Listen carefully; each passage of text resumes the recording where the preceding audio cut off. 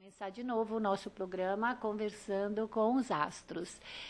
Hoje São Paulo está um pouco assim, segunda-feira, que amanhece em São Paulo com chuva, o trânsito não anda. A gente devia ter helicóptero ou asinhas, né, para voar, quem sabe, né, como nos astros aqui que estão atrás de mim. A gente até tem vontade. Eu me lembro que tinha uma época que eu tinha vontade de ter um dirigível, que tinha dirigível que passava aqui por cima de São Paulo, era um dirigível da Goodyear, e eu falava assim, como eu queria ver São Paulo de lá de cima. Pelo menos São Paulo fica linda da vista de cima, a vista de longe. Mas quando a gente está no trânsito é um desastre, ainda mais quando chove.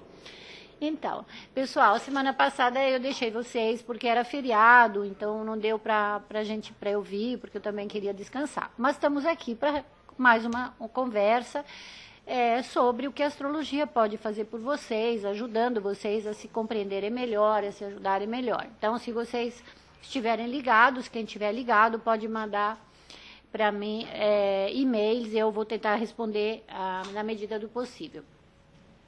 Essa semana nós ainda estamos com o Sol em Escorpião, né? O Sol está no segundo decanato de Escorpião.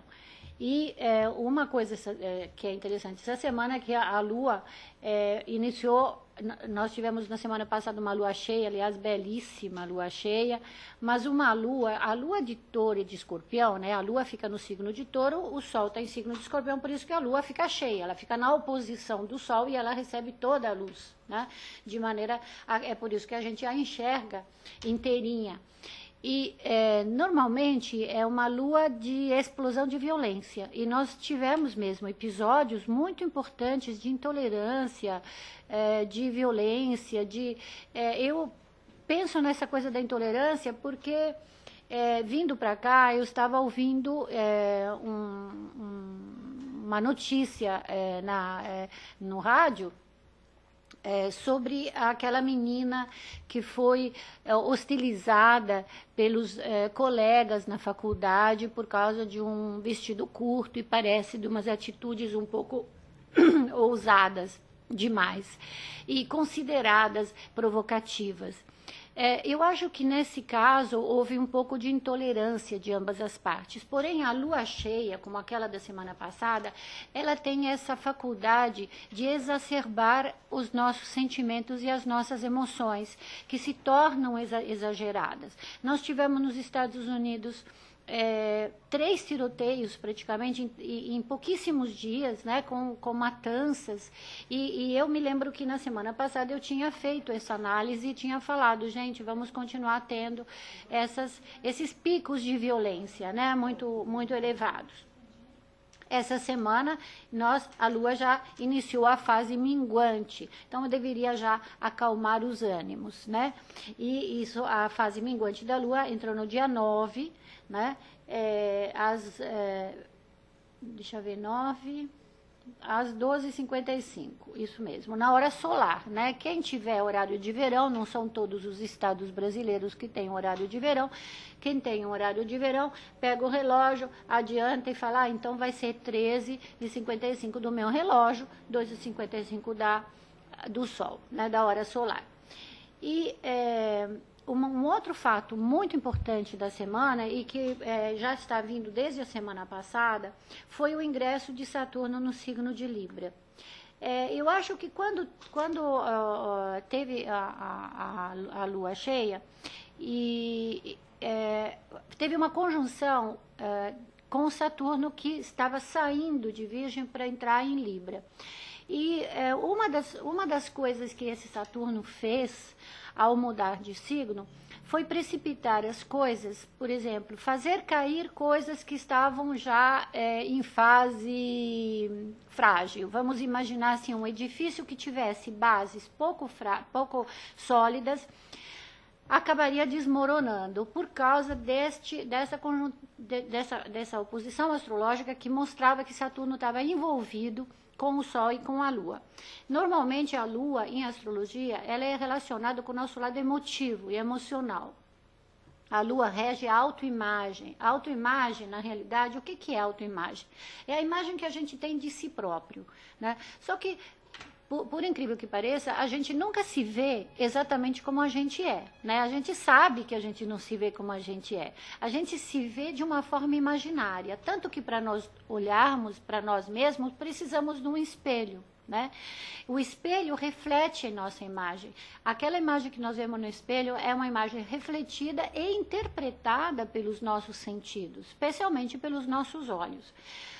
Muitas vezes os outros não nos enxergam dessa forma, porque quando nós olhamos para a nossa imagem refletida no espelho, nós estamos colocando na nossa avaliação uma série de conceitos já colocados como a gente faz com uma criança pequena. E normalmente são os primeiros anos de vida mesmo que acontece isso. A criança começa a entender a história do espelho, o que ele é lá dentro, eu, né? Normalmente ele não fala eu, ele vai apontar e vai falar o nome, né? Eu olharia para o espelho com 2 aninhos, 2 anos e meio, e falaria Graziella, né? Para me ver dentro do espelho.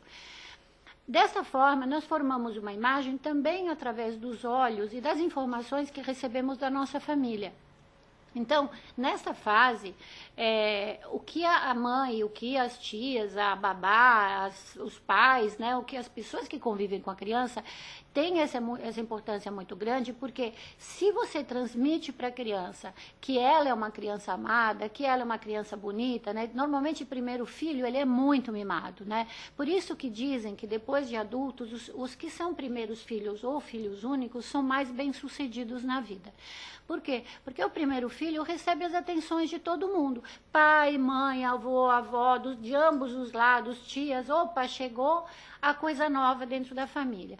A criança pode até não ser bonita, mas para quem a ama, ela é a criança mais bonita do mundo. Então você está lá o dia inteiro falando para ela que lindo é meu bebê, e dá beijo, dá abraço, não sei o quê. Então, quando essa criança recebe isso, ela recebe uma informação de si própria, que seria esta autoimagem.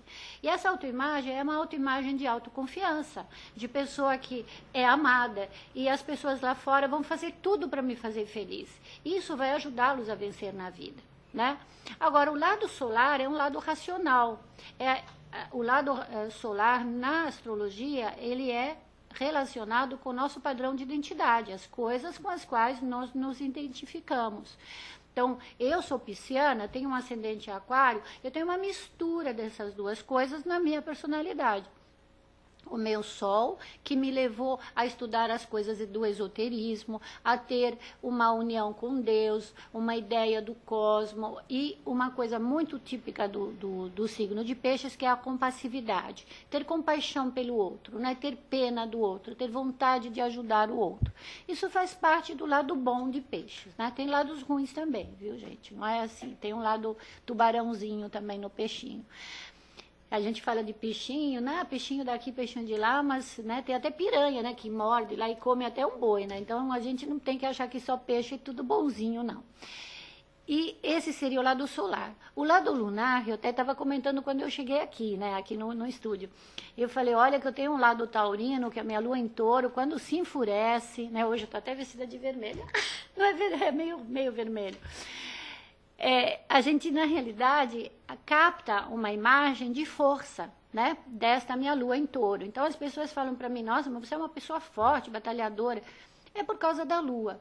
A imagem que eu tive quando eu era criança, isso o período pós-guerra, no qual eu nasci na Itália, com Milão destruída, com meu pai dando um duro danado para a gente poder recuperar, porque a Itália estava numa pindaíba danada, destruída pela guerra e pelos maus associações do Mussolini com Hitler. Então, a Itália do Norte sofreu muito, mas a Itália inteira foi muito destruída. Então, esse ambiente no qual eu fui criada era um ambiente que, apesar de me dar conforto, porque eu tenho lua em touro, então não me faltou comida, não me faltou conforto, mas o que eu tenho na minha cabeça você precisa trabalhar duro para conseguir o que você quer. Então, é aquela coisa da labuta, né? Porque a gente antigamente, você pensa no touro, mas você pensa no boi, né? O boi antigamente era aquele que puxava o arado, né? O arado para arar a terra, esse é o significado arquetípico do signo. Aquilo que está por trás e que em todas as civilizações, e até hoje a gente ainda vê muito, né? No campo, aquele trabalho duro que depende da resistência, da persistência, para você colher os efeitos. Então, esse lado, ele aparece na personalidade, mas aparece muito também nas reações emocionais.